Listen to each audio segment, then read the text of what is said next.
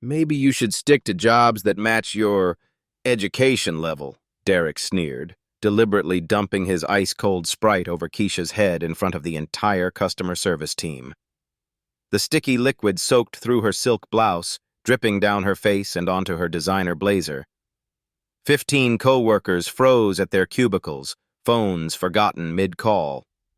The fluorescent lights caught every droplet as it cascaded onto her Italian leather shoes that cost more than Derek's monthly car payment, though he'd never know that. Keisha Williams sat perfectly still, her expression unreadable. At 32, she'd learned that silence could be more powerful than screaming. "Oops," Derek smirked, crushing the empty can. "Accidents happen when people get above themselves." 3 phones were already recording. Someone in the back row whispered into their headset, "Have you ever been so publicly humiliated that your blood turned to ice, not knowing that justice was exactly 28 minutes away?" 2:32 p.m., 28 minutes before the CEO arrives. 3 months earlier, Keisha Williams had walked into TechFlow Solutions with a simple plan. Use her maiden name, dress down her usual style, take a customer service position. Her husband James had built this company from nothing, but 800 employees was too many to know personally. They needed to understand what really happened on the ground floor. The first week had been eye-opening, the second concerning. By month 3, she'd documented a pattern that made her stomach turn. Derek Patterson ruled the customer service floor like a petty dictator. At 29, he'd climbed to department manager through a combination of charm upward and cruelty downward. His discrimination wasn't the obvious kind that HR could easily catch. It was killed by 1,000 cuts. "Williams," Derek's voice cut through the post-lunch quiet. "Conference room. Now." Keisha saved her work and stood, still dripping. The sticky Sprite had already stained her white blouse beyond repair. Around her, co-workers pretended to focus on their screens while stealing glances. Jessica from accounting held up her phone, clearly recording. Marcus near the window had his laptop angle adjusted to capture everything. The conference room smelled like stale coffee and desperation. Derek closed the door with theatrical precision, his smile never reaching his eyes. "Let's talk about your performance review," he said, settling into the head chair like a king holding court. Keisha remained standing. Water damage had taught her to never sit when cornered. "Your metrics are interesting." Derek flipped through a manila folder with exaggerated care. 47 customer satisfaction scores averaging 4.8 out of 5. 96% first call resolution rate, 0 escalations to management. "Those sound like positive numbers," Keisha said quietly. "Do they?" Derek's eyebrows shot up in mock surprise. "Because I see something different. I see someone trying too hard. Someone who doesn't understand their place in the natural order of things." The natural order. There it was. "Maybe you can explain what you mean by that," Keisha said, her voice steady despite the soda still dripping from her hair. Derek leaned back, completely comfortable in his cruelty. "Look, Keisha, can I call you Keisha? I know your type. You come in here thinking college makes you special, thinking you deserve the same treatment as people who've actually earned their place." "I see. Do you? Because your attitude today suggests otherwise." Derek's voice grew sharper. "Questioning my process improvements in front of the team? Acting like you know better than someone with 8 years of experience?" During the morning meeting, Keisha had suggested streamlining the customer callback system. A simple observation about efficiency that could save the company thousands monthly. Derek had dismissed it immediately, but not before she caught the flash of anger in his eyes. How dare the new girl have ideas? "I was trying to help improve our numbers," Keisha said. "Our numbers?" Derek laughed, a sound like breaking glass. "There's no our here, sweetheart. There's management and there's staff.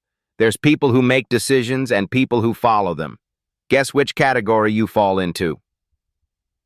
Through the conference room's glass walls, Keisha could see the entire floor pretending not to watch. Customer calls continued, but every conversation seemed muted. Someone had definitely alerted others. She spotted Jennifer from HR hurrying toward the elevator, probably called away on convenient business.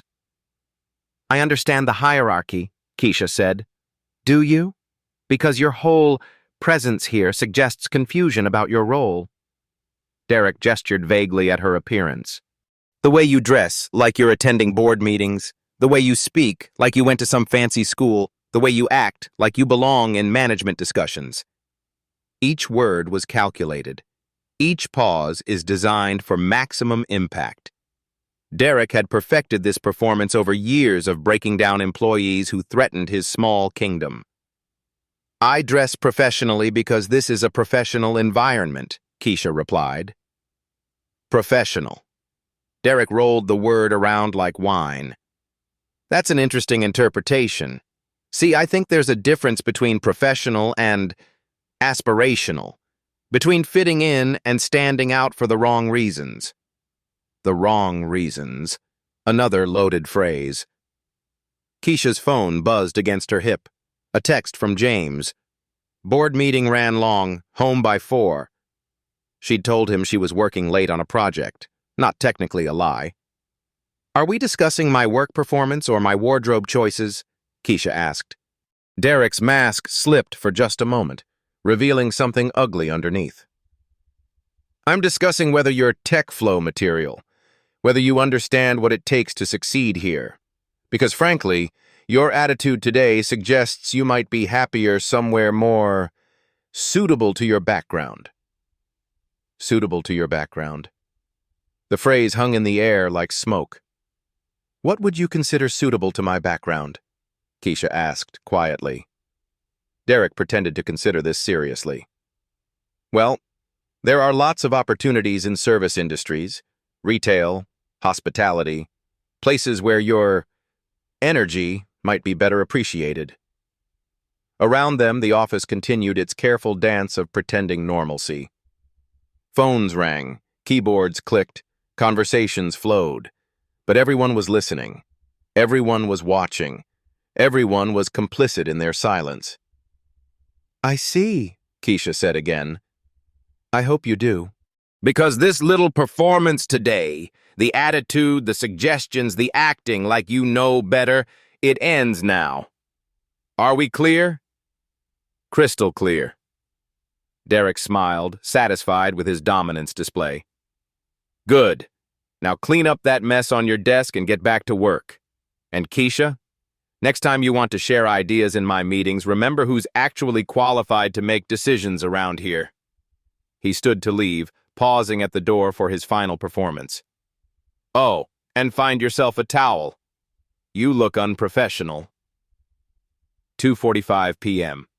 15 minutes until everything changes. The conference room door clicked shut behind Derek, leaving Keisha alone with the lingering scent of his cologne and her own cold fury. Through the glass, she watched him strut back to his corner office, stopping to joke with 2 male colleagues about something that made them glance her way and laugh. Her phone buzzed again. This time, a calendar reminder. CEO quarterly visit, 3:00 p.m. For the first time in 3 months, Keisha Williams allowed herself to smile. 2:47 p.m. 13 minutes left. Derek's victory lap didn't last long. By the time he'd reached his desk, 3 things had happened that would change everything. First, Jessica from accounting had uploaded her phone video to the company's internal Slack channel with a single word: unacceptable. The post had already received 47 reactions and was climbing. Second, Marcus near the window had forwarded his recording to his girlfriend Sarah, who happened to be TechFlow's head of legal and James Williams's direct report.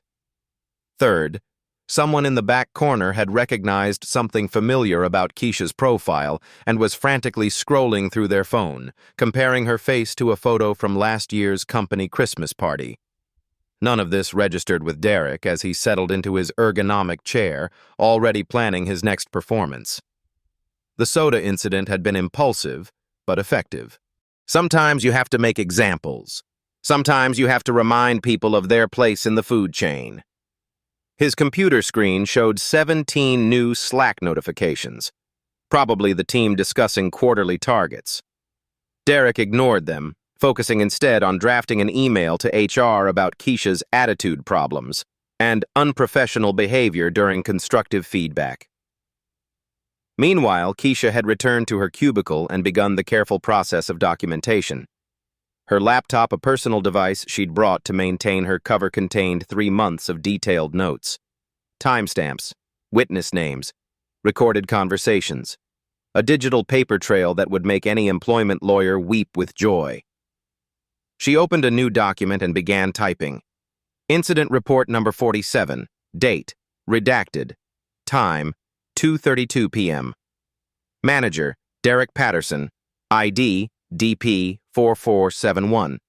Location, Conference Room B, Floor 20. Witnesses, J. Martinez, Accounting, M. Thompson, Customer Service, 15 additional staff members present. Description: physical assault via liquid dumping, verbal harassment regarding education, professional appearance, and background suitability. Her fingers moved efficiently across the keyboard, muscle memory from years of legal documentation. Because before taking this undercover assignment, Keisha Williams had spent 5 years as a corporate litigation attorney. She knew exactly what evidence would stand up in court. "Hey, Keisha." She looked up to find Tamara Carter from the next cubicle, holding a stack of paper towels and wearing an expression of barely contained fury. "I can't believe he did that to you," Tamara whispered, glancing toward Derek's office. "That was completely out of line." "Thank you." Keisha accepted the towels, noting how Tamara kept her voice low. Even in solidarity, fear ruled this floor. "I recorded some of it," Tamara continued, her voice dropping even lower. "On my phone. If you want to, report this or whatever. I appreciate that, really." Keisha dabbed at her still damp hair.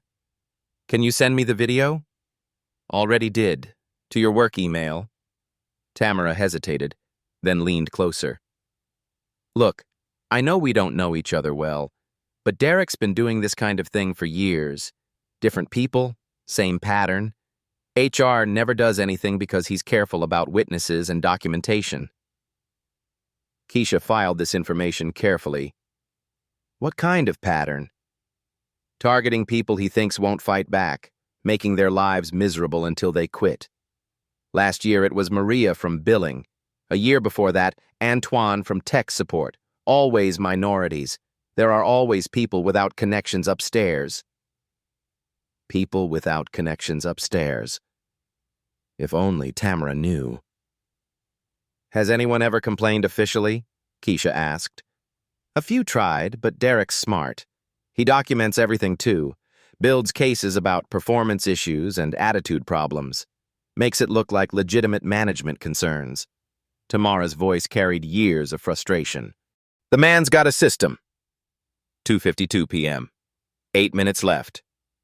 Derek's phone rang, interrupting his careful crafting of Keisha's performance improvement plan. The caller ID showed reception downstairs. "Derek Patterson speaking." "Mr. Patterson, this is Linda at the front desk. I have Mr. Williams here for his 3 p.m. appointment, but he's asking to come up early. Should I send him up now?" Derek's stomach did a small flip.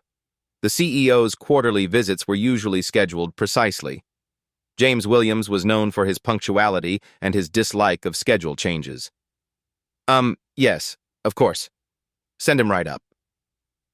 Derek hung up and immediately began a frantic assessment of his floor. Papers organized? Check. Staff looking busy? Mostly. Recent drama contained? He glanced toward Keisha's cubicle where she sat typing calmly, her hair still slightly damp but her posture professional.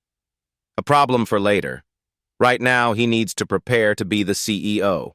Derek stood and clapped his hands twice, a sound that cut through the office chatter like a whip crack. "Listen up, everyone. Mr. Williams is coming up early for his quarterly visit. I want this floor running like clockwork. Customer satisfaction is our priority. Teamwork is our strength. Any questions? No one asked questions. They never did. Derek straightened his tie and walked toward the elevator bank, positioning himself to greet the CEO with appropriate reverence. Behind him, the customer service floor hummed with nervous energy. What Derek couldn't see was the flurry of activity happening on phones across the floor. Jessica's Slack post had been shared to #general, then to #leadership team, then to a private channel called #legal urgent that included exactly 3 members: Sarah Martinez, head of legal, Patricia Wong, chief HR officer, and James Williams, CEO. 2:55 p.m., 5 minutes left. The elevator chimed. James Williams stepped onto the 20th floor at exactly 2:55 p.m., 5 minutes ahead of schedule and carrying a leather portfolio that his assistant had marked urgent, confidential. He was a tall man with prematurely gray hair and the kind of focused intensity that had built TechFlow from a 3-person startup to an 800-employee company. Mr. Williams, Derek stepped forward with his practiced smile. Welcome to customer service. We're running ahead of targets this quarter and... Mr. Patterson, James's voice was neutral, professional. I understand there was an incident this afternoon involving one of your staff members. Derek's smile flickered. An incident? I'm not sure what you mean, sir. A member of your team was assaulted with a beverage, in front of multiple witnesses, about 20 minutes ago. The word assaulted hit Derek like a physical blow. Sir, I think there might be some misunderstanding. We had a minor workplace accident, but show me the accident report. The accident report? Company policy requires incident documentation within 30 minutes of any workplace injury or assault. Section 4.7 of the Employee Handbook. James's voice remained perfectly level. Where's your report, Mr. Patterson? Derek's mind raced.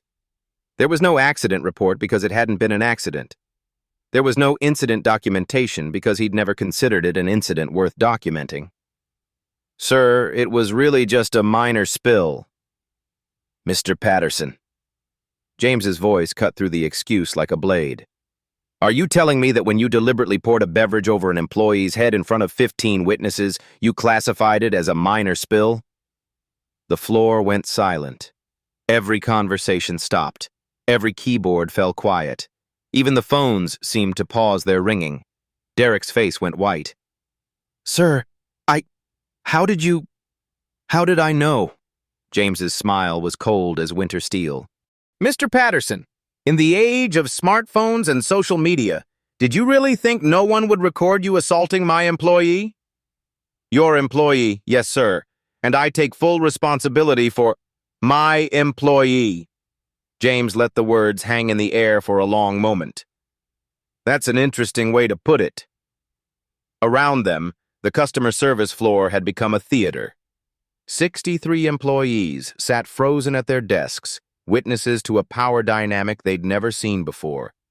Derek Patterson, their untouchable manager, was being dismantled by the CEO in real time. Sir, if I could explain... By all means, James said quietly. Explain to me why you felt it was appropriate to humiliate an employee in front of her colleagues. Explain the business justification for assault and battery in the workplace. Derek's mouth opened and closed like a fish. In all his years of management, no one had ever challenged him like this. No one had ever questioned his authority or demanded explanations for his actions. Where is she? James asked. Who, sir? The employee you assaulted. Where is Keisha Williams? 2:58 p.m. 2 minutes left. Derek pointed toward the cubicle section with a trembling hand. She's right over there, sir. At her desk.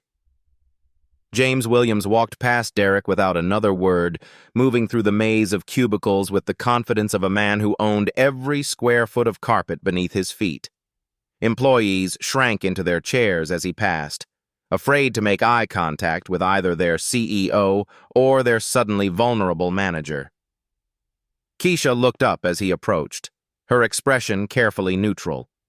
She'd changed into a spare blouse from her emergency office kit, but her hair still showed traces of Sprite residue. "Ms. Williams," James said formally. "Mr. Williams," she replied with equal formality. The entire floor held its breath. Something was happening here, something bigger than a workplace incident, but no one could quite identify what. Derek appeared behind the CEO, his face pale and confused. "Sir, I'm not sure I understand the situation." "You're about to," James said without turning around. He looked at his wife, though no one else knew that yet, and asked the question that would change everything. "Are you ready?" Keisha Williams closed her laptop, stood up slowly, and smiled. "I've been ready for 3 months. 3:00 p.m. The moment everything changes. The silence that followed was absolute. 63 employees, 1 CEO, 1 manager, and 1 woman who was about to rewrite everyone's understanding of power held their breath in perfect synchronization. James Williams reached into his leather portfolio and withdrew a thick manila folder. The tab read Operation Cultural Assessment, Confidential, in block letters that seemed to grow larger as Derek stared at them. "Ladies and gentlemen," James announced, his voice carrying across the entire floor, "I'd like you to meet my wife." The words hit the customer service department like a meteor impact. Phones dropped. Coffee cups froze halfway to lips. Someone near the back whispered, "Holy shit," before remembering they were in the presence of the CEO. Derek Patterson's world tilted sideways. Your wife?" Dr. Keisha Williams, J.D., MBA, Yale Law School, Harvard Business School, former corporate litigation attorney at Morrison & Associates, where she specialized in employment discrimination cases. James's voice carried the pride of a man introducing his favorite person in the world. "She's also my vice president of employee experience, currently on sabbatical for a special assignment." The folder hit Derek's desk with a sound like thunder. "She's been documenting your management style for 93 days. Keisha stood slowly, her professional demeanor shifting into something else entirely. The scared employee Derek had been tormenting evaporated, replaced by a woman who'd spent 5 years making corporate bullies pay 7-figure settlements. 93 days, she confirmed, opening her laptop. 2,047 hours of observation, 47 documented incidents of discriminatory behavior, 12 clear violations of federal employment law, 3 cases of assault and battery. Derek's legs gave out. He collapsed into a nearby chair, his face the color of old parchment. "The soda incident was assault number 3, Keisha continued, her voice now carrying the authority Derek had tried so hard to suppress. "The first was when you threw coffee grounds on Maria Gonzalez's desk in front of clients. The second was when you shoved Antoine Williams against a file cabinet while calling him boy." I never... Derek's voice cracked like a teenager's. "You did." Keisha pulled up a video file on her laptop screen. "Would you like to see the footage?" The screen showed Derek from 3 weeks earlier. Coffee grounds scattered across a desk while a young Latina woman tried not to cry. The audio was crystal clear. "Maybe if you spent less time on your nails and more time on your work, Maria." Around them, the customer service floor had become a courtroom. Every employee was a juror, every desk a witness stand. Justice was being served in real time, and everyone could feel it. "But that's not the best part," James said, his voice carrying a dangerous edge. "Tell them about the financial impact, honey."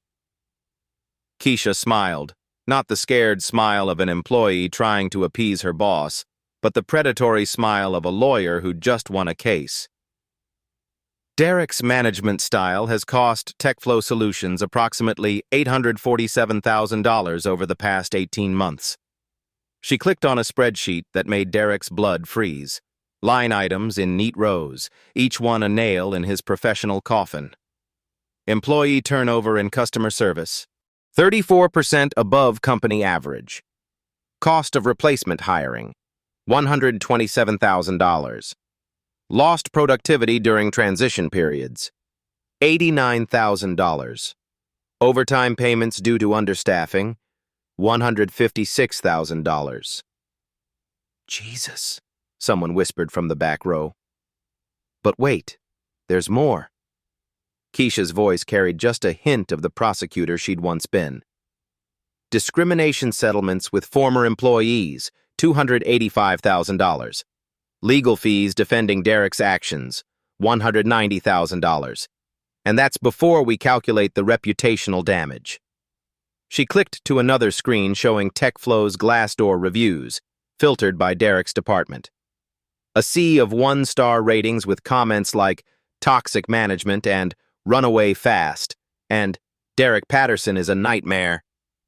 Current average rating, 2.1 out of 5 stars. Industry average, 4.3.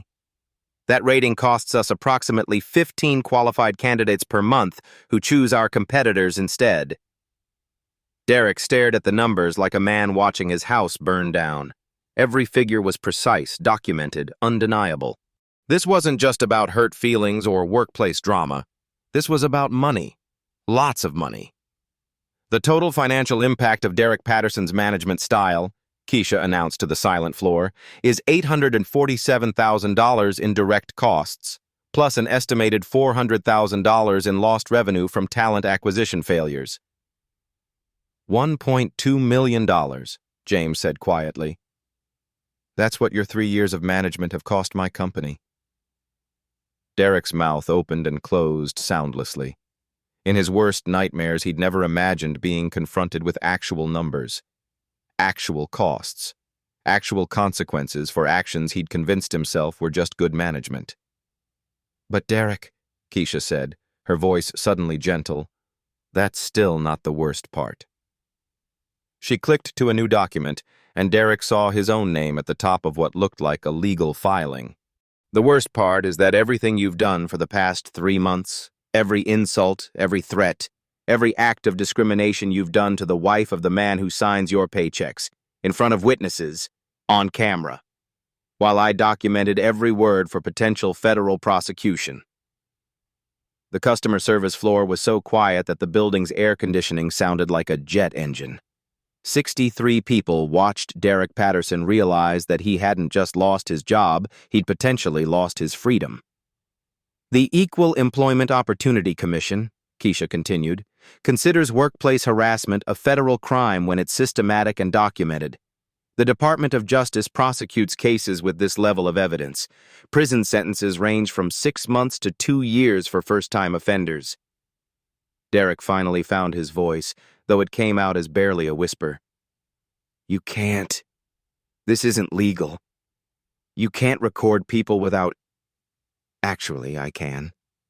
Keisha's smile widened.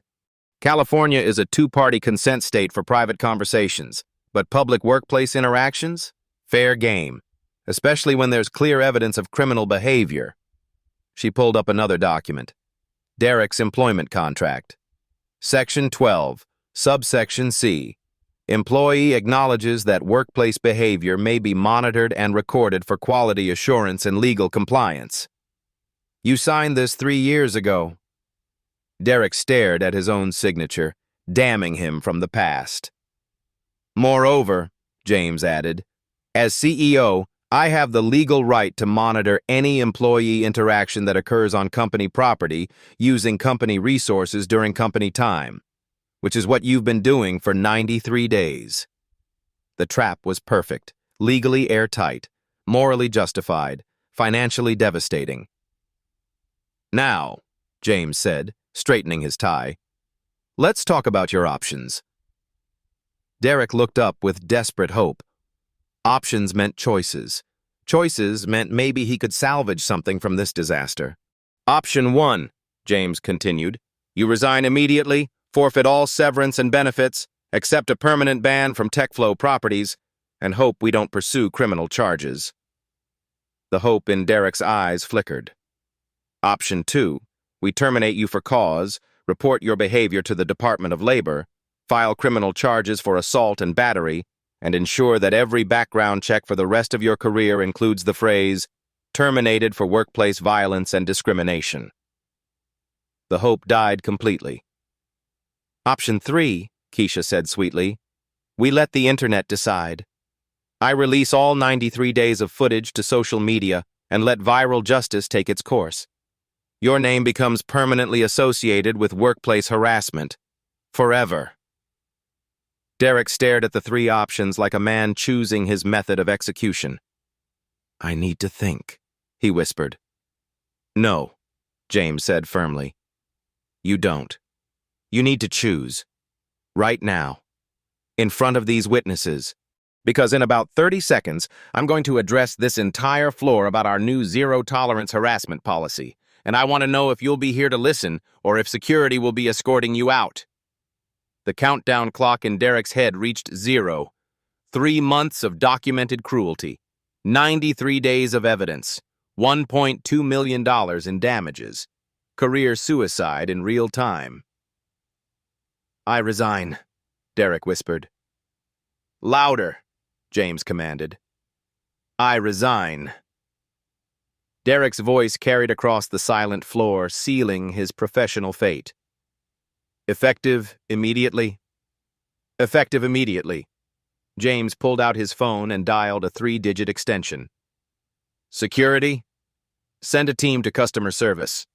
We have a resignation that requires immediate escort. While they waited for security, Derek sat in his chair like a broken man.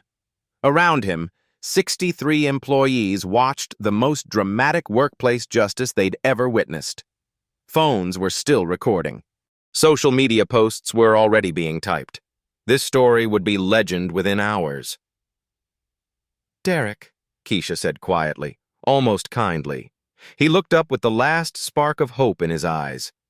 Don't ever pour soda on anyone, ever again. The elevator chimed. Security arrived. Derek Patterson's career at TechFlow Solutions was officially over, but Keisha Williams was just getting started. 3:15 p.m.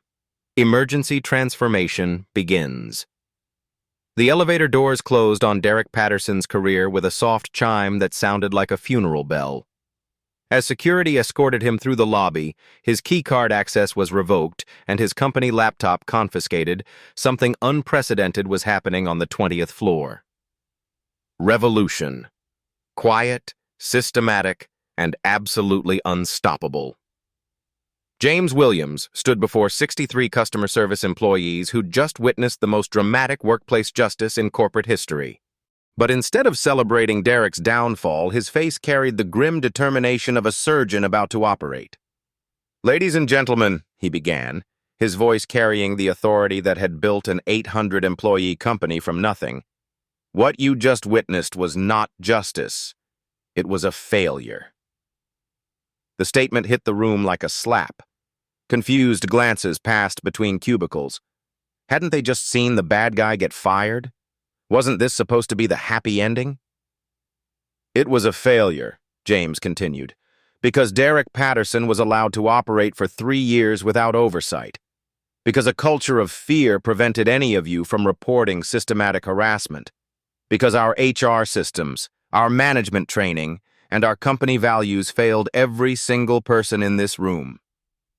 Keisha opened her laptop and projected a presentation onto the wall-mounted screen. The title slide read, Operation Reset, Rebuilding TechFlow's Customer Service Culture. This investigation wasn't just about Derek, she announced to the silent room. It was about understanding how a company that prides itself on innovation and respect could allow systematic discrimination to flourish unchecked. She clicked to the next slide. The cost of silence. During my 93 days here, I documented 47 incidents of harassment or discrimination. Only 3 were ever reported to HR. That's a 6.4% reporting rate in a department with obvious ongoing problems. Another click. Witness behavior analysis. Of the 2,047 hours I observed, employees witnessed inappropriate management behavior 312 times. In 309 of those instances, witnesses remained silent. That's a 99.04% bystander effect rate. The numbers were brutal in their precision. Every employee in the room was being forced to confront their own complicity, their own silence in the face of injustice. But here's what's really interesting, Keisha continued, her voice taking on the tone of a professor delivering a crucial lesson. In anonymous surveys, 89% of you reported being very concerned about workplace harassment. 94% said you strongly support diversity and inclusion. 97% claimed you would definitely intervene if you witnessed discrimination. She paused, letting the contradictions sink in. Yet, when it mattered, when Derek was humiliating your colleagues, when he was creating a hostile work environment that cost this company over $1 million, almost none of you acted. The silence was deafening. Phones sat forgotten on desks. Computer screens dimmed from inactivity. An entire department was being forced to examine its own moral inventory. That ends today, James declared, his voice cutting through the uncomfortable quiet. Not just because Derek is gone, but because we're going to rebuild this department from the ground up. He pulled out a tablet and began reading from what was clearly a prepared legal document. Effective immediately, TechFlow Solutions is implementing the most comprehensive anti-harassment program in our industry. This isn't a feel-good gesture or a legal compliance exercise. This is a complete structural overhaul. Keisha clicked to a new slide. Immediate changes. Week 1. Policy changes. Effective today. First, zero-tolerance enforcement. Any employee who witnesses harassment and fails to report it within 24 hours will receive mandatory retraining. Repeat failures result in termination. Nervous shifting rippled through the room. The bystander effect had just become a fireable offense. Second, anonymous reporting system goes live tomorrow. Every computer, every company phone, every break room will have QR codes linking to a secure reporting portal monitored by external legal counsel, not internal HR. Someone near the back raised their hand. What if the reports are false? Every report will be investigated by a third-party firm within 72 hours, James answered without hesitation. False reporting is also a terminable offense, but our investigation showed that false harassment claims occur in less than 2% of cases, while unreported harassment affects over 40% of workplaces. Keisha advanced to the next slide. Financial commitment. TechFlow is investing $2.3 million over the next 18 months in cultural transformation.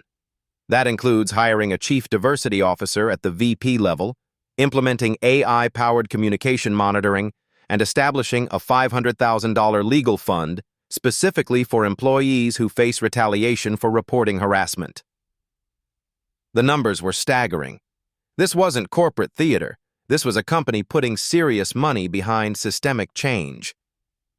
But the most important change, James continued, involves accountability at every level. The next slide made several employees gasp. Management restructure effective immediately. Customer service leadership changes. Derek Patterson, terminated for cause. Sandra Mitchell, assistant manager. Suspended pending investigation for failure to report known harassment. Regional manager Robert Carter, demoted for inadequate oversight. HR representative Jennifer Walsh, transferred to legal compliance training role. 4 management positions, restructured in real time. The power vacuum Derek's departure created was being filled immediately, systematically, and with surgical precision. Your new department structure, Keisha announced, includes rotating leadership, mandatory bias interruption training, and monthly anonymous feedback surveys that directly impact management bonuses. She clicked to a financial breakdown that made the scope of change undeniable. 18-month investment breakdown, staff augmentation and training, $847,000. Technology infrastructure, $456,000. Legal compliance systems, $322,000. Employee support programs, $289,000. External monitoring and assessment, $201,000. Management restructuring, $187,000. This is the most expensive lesson in corporate history, James said bluntly. One bad manager cost us $1.2 million in direct losses. Fixing the system that allowed him to flourish will cost us $2.3 million more. That's $3.5 million that could have gone to raises, bonuses, or expansion. The financial reality hit harder than any moral argument. This wasn't just about right and wrong, this was about money, efficiency, and competitive advantage. But here's what's going to make this investment worthwhile, Keisha said, advancing to the final slide. Measurable outcomes. Success metrics, 90-day targets. Employee satisfaction scores.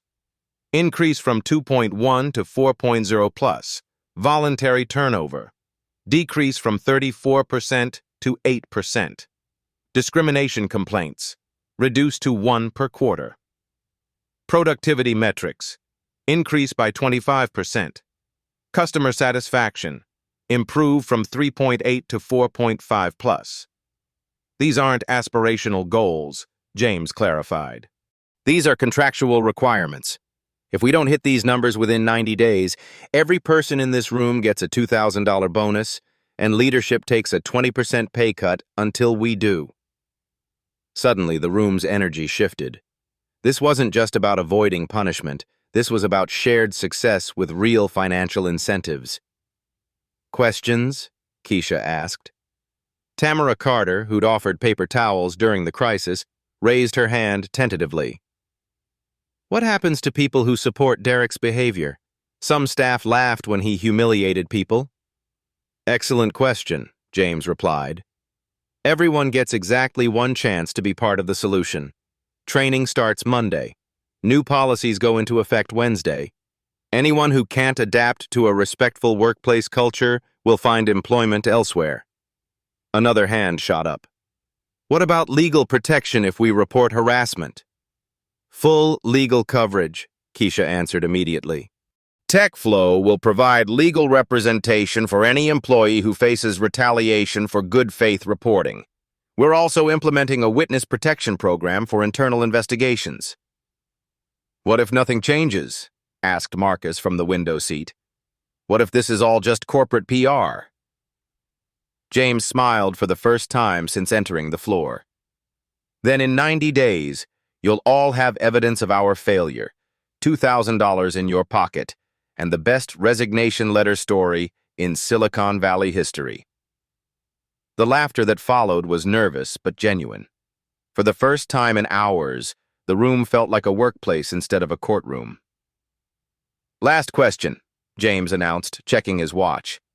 Does anyone here want to be part of building the best customer service culture in our industry? 63 hands went up slowly, then with increasing confidence. Good, Keisha said, closing her laptop. Because tomorrow morning we start rebuilding, and this time we're going to get it right. 3:47 p.m. The new beginning. As employees began returning to their desks, their conversations carried a different energy. Instead of whispered complaints and careful gossip, there were open discussions about change, improvement, and possibility. Derek Patterson's reign of fear had ended not just with his termination, but with something far more powerful: systematic change backed by serious money and authentic leadership commitment. The revolution had begun, and for the first time in 3 years, the customer service floor felt like a place where people might actually want to work. 90 days later, the proof of change. The numbers didn't lie. They never did. Keisha Williams stood in the same conference room where Derek had once humiliated her, now transformed into a bright collaboration space. In her hands was a quarterly report that read like a corporate fairy tale. TechFlow Customer Service, Q4. Performance Review, Employee Satisfaction, 4.2, 5.0. Target, 4.0 plus. Voluntary turnover, 6%, target 8%. Discrimination complaints, 0, target 1 per quarter. Productivity, plus 31%, target plus 25%. Customer satisfaction, 4.6, 5.0, target 4.5 plus. Every target exceeded. Every promise kept. Every dollar invested was justified. Tamara Carter had been promoted to assistant manager. Marcus Thompson now led the diversity committee. The transformation hadn't been easy, but it had been real. The $2,000 bonuses will be distributed Friday, James announced during their monthly meeting, because you exceeded every single target. Genuine applause filled the room from people who'd learned that success felt better when everyone shared it.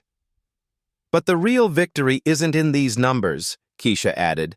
It's in the stories they represent. Anonymous employee feedback told the real story.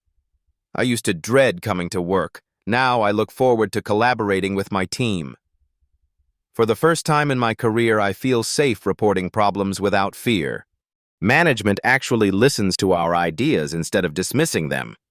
Most importantly, James said, 0 harassment complaints, 0 discrimination incidents, 0 employees feeling unsafe. The AI monitoring system had proven remarkably effective. By analyzing communication patterns, it could identify potential problems before they escalated. Early intervention coaching had resolved 47 conflicts without a single formal complaint. Derek Patterson cost us $1.2 million, Keisha said quietly. Our transformation cost $2.3 million, but the return on investment has been extraordinary. ROI analysis, 90 days. Reduced turnover savings, $234,000. Productivity improvements, $187,000. Customer retention increases, $145,000. Reduced legal risks, $89,000. Improved talent acquisition, $156,000. Our investment has already generated $811,000 in measurable returns, James announced. We'll break even in 6 months and generate over $3 million in value over 2 years. Beyond numbers lay something more valuable: reputation. TechFlow's Glassdoor rating had climbed to 4.7 stars. The company now had a waiting list of over 200 qualified candidates for positions that weren't even posted yet. 3 months ago, this department was hemorrhaging talent, Keisha reflected. Today, we're the model other companies want to replicate. The department had become a case study, featured in Harvard Business Review and cited in congressional testimony about workplace reform. Derek's termination was justice, James said. But what we've built is something he could never have imagined: a workplace where his behavior would be impossible. Monthly culture audits consistently rated the department exemplary for diversity, inclusion, and psychological safety. Anonymous reporting systems logged 12 feedback submissions weekly, not complaints, but proactive communication preventing problems. Next, Keisha smiled, we help other companies do what we've done. TechFlow Consulting is launching a workplace transformation division. Their success story was becoming a business model, their transformation a service for other organizations struggling with toxic culture. Derek Patterson's legacy will be the opposite of what he intended, James concluded. Instead of fear, he created the catalyst for one of the most successful workplace reforms in corporate history. These are the real-life stories, touching stories, Black stories, life stories that prove change is possible. Derek, meanwhile, struggled to find comparable employment. Background checks revealed his termination for harassment, limiting his options significantly. He'd enrolled in diversity training, slowly understanding the damage his behavior had caused. But TechFlow's transformation continued accelerating. The customer service department had become the company's crown jewel, a recruitment tool attracting top talent and inspiring every other division. The revolution that began with one woman's quiet courage had become systematic change, protecting future generations of employees. And it all started with someone brave enough to pour soda on exactly the wrong person. 6 months later, the legacy continues. The email arrived on Tuesday morning. Emergency consultation request. Workplace crisis. Another company. Another Derek Patterson. Another opportunity for change.